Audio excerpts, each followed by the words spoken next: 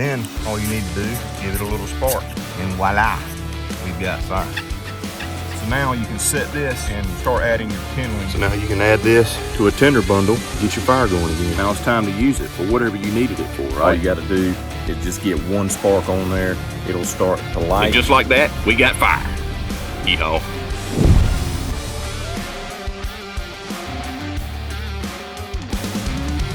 What I want to do is show you a cool way to start a fire that you may not have thought of before. Cotton balls. Everybody should have some cotton balls in their fire kit. I mean, untreated cotton balls, of course. So a lot of people like to have treated cotton, you know, to help get a fire started, and that's fine, but keep some untreated with you as well. So to do this, all you need is some cotton balls, some ash from an old fire or a fire that you had the night before, and some sort of flat material, flat firewood, flat sticks, a couple pieces of wood like I have here. I just had these laying around, so I'm gonna demonstrate with them. So step one, we're gonna unroll these cotton balls and spread them out so that we got a fairly wide surface to work with here. It doesn't have to be terribly wide. Take some of the ash and spread it all the way across your cotton right here. Get a good coating, but you don't have to go too heavy, but at least cover the full distance here. Now we're gonna roll it up. We'll roll it up like a cigarette. We're not gonna smoke this, but we're gonna create some smoke so we can start a fire. So roll it up as tight as you can. You don't have to worry about getting it terribly tight. It's gonna happen naturally here in a few minutes. Get it to where it doesn't wanna unravel with your hand by pressing against the board. And then we're gonna get the other board, put it on top. So now it's just a matter of rolling it back and forth with moderate pressure. You don't have to press down on it super hard, but put a pretty good little bit of pressure on there. Roll it back and forth. And what we're doing is it's physics, y'all. We're creating friction, and the ash and the cotton is going to warm up, getting hot, and we're going to start an ember.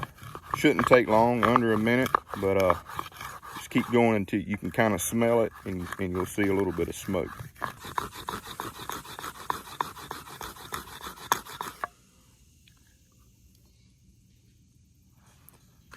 And just like that, get yourself an ember.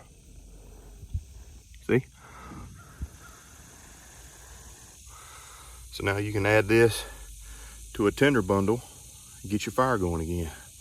Yeehaw. So there you go. If you need to use this method to get you a fire started when you don't have any other means, then give it a try. A little bit of an arm workout, but it works. Yeehaw.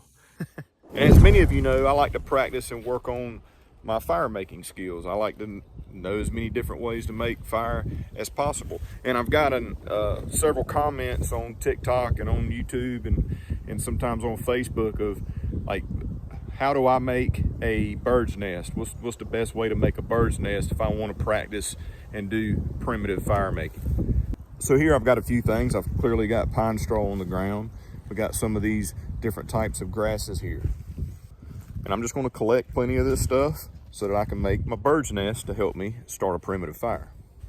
So get yourself a good amount in case you have to do it multiple times to get it going. Sometimes it doesn't always happen right off the bat, and it takes a little bit of practice to figure this stuff out.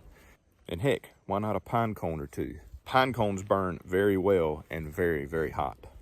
It's actually pretty simple. I'm going to use the pine straw as my main part of the bird's nest, but what I'm going to do first is try to break this down into as fibrous a material as I can, as fluffy as I can. Start fluffing it up, messing with it.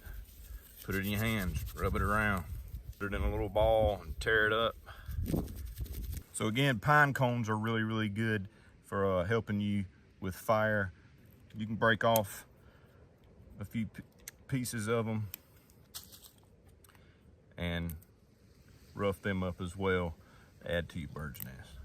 As I said, I'm going to use pine straw as what I consider the base, the main body of the bird's nest. So what I like to do, split some somewhat equally, cross them over, and start working a spot in the middle.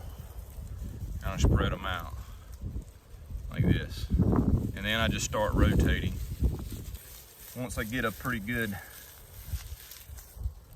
donut forming here, if you will, I like to invert it, and it further helps bind those fibers together to help keep it in a shape, in a form. And there I've got a pretty decent little bird's nest. Holds its shape pretty good. And now I'm simply going to take the material that I fluffed up, set it in the center. Now you can use, a ferrocerium rod. I actually do carry a lighter with me at all times. But my preferred method is some char cloth and flint and steel. What I like to do is take my char cloth and put it on my flint. So here's a tip for you. Typically, what I have found, if I'm holding my flint and I'm striking down with my steel, sparks fly up versus going down. If you hold your steel and you strike down with the flint, sparks go down.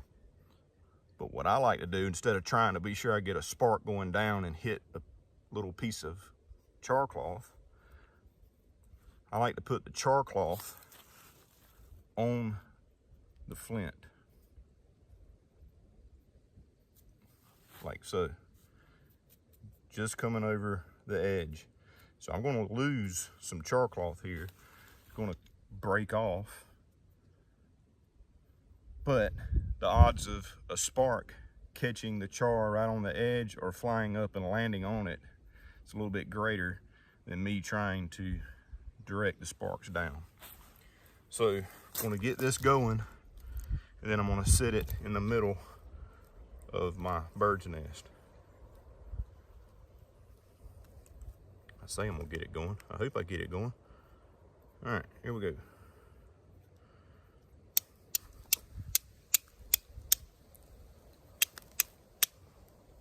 All right, got it going. See? Set that in my bird's nest. I'm gonna put a little extra on there.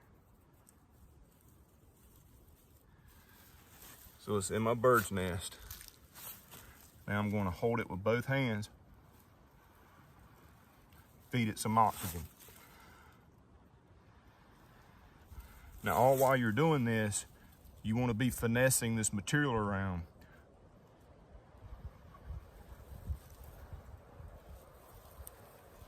To figure out how to direct the heat to the material.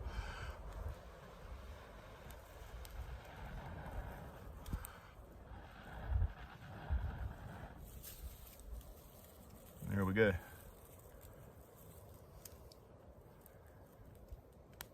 We got fire. So now you can set this down and start adding your kindling so you can get your fire going. I think the pine cone piece is just caught.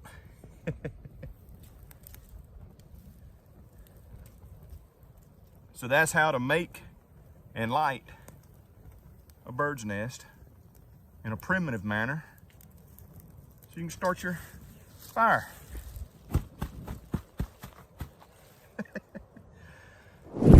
I got another bird's nest here of packing material, and I'm hopefully going to start a fire. This is probably one of the hardest skills in fire making. So what I want to do, I want to be right-handed here. There we go. You need a piece of wood or something to catch the ember, hopefully to transfer it over. Try to keep your bird's nest as close as possible. Put my foot there on the board. Take my super socket. Set it there in place. Try to support with my leg. And here we go. See what happens. I'm going to start off going a little slow until I get some material building up there on the bottom board. Once I get some smoke rolling, I'll speed up and hopefully get an ember, or I'll give out. One of the two. I'll probably give out.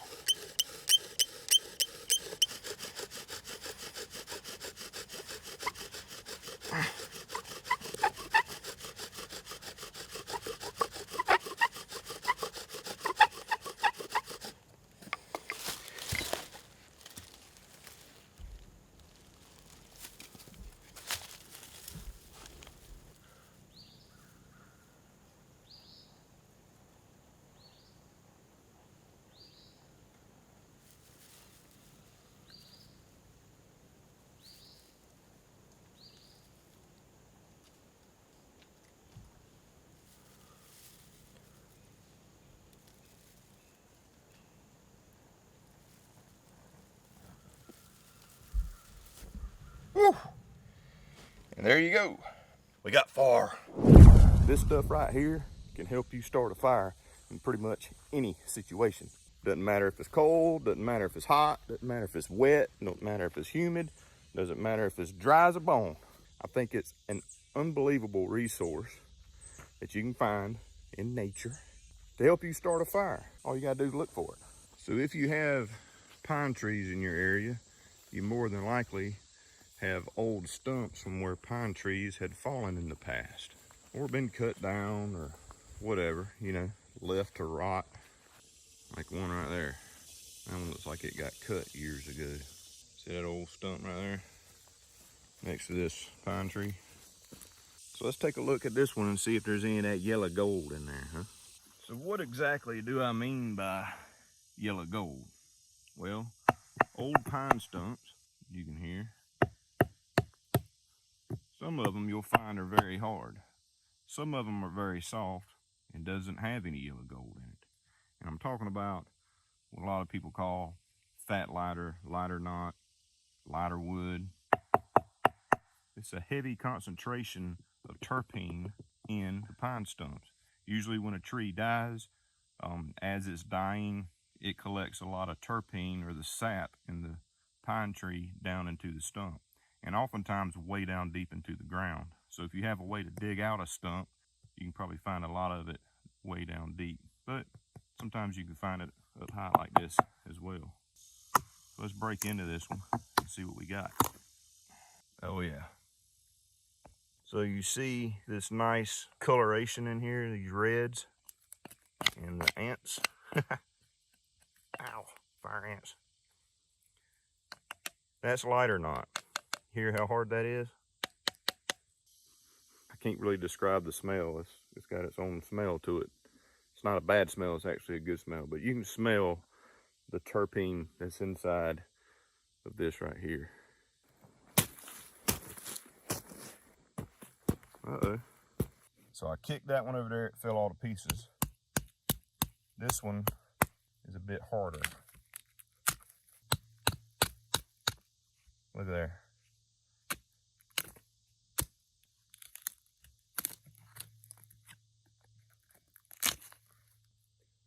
See that coloration? That's where terpene has collected, and it kind of preserves the wood as well. That's why this stuff is really nice in wet conditions. It doesn't matter. It's weatherproof stuff. Preserved by Mother Nature. So what I like to do is try to process it down into some small sticks. Again, it's really hard, so sometimes you need to baton an area to get to it. And this is more than enough to get a full-fledged fire started right here. Another thing that I thoroughly enjoy to keep in my fire kits is this handy tool right here that we sent out many, many moons ago in Battle Box. This is Smith's Tinderbox. It's kind of like a cheese grater. Run it on this. See that deep red color? That's what you want. So as you can see here, I've got the shavings. And as you can see, it's clumped up. That's because of the oil or the terpene that's in there. So if it doesn't get real fine and blow away easily, you know you got good lighter knot, because it kind of sticks together a little bit. And then all you need to do is give it a little spark. And voila, we've got fire. And it lights like a candle. And this will burn for quite some time right here. So out of a piece this big, you can get several pieces of this. Every time you're out in the woods, walking around, hiking, enjoying nature, you see some, get you a piece. And if you look really hard, you just might luck up and get one like that. That's about 7 foot of lighter knot right there. I'll never run out of fire.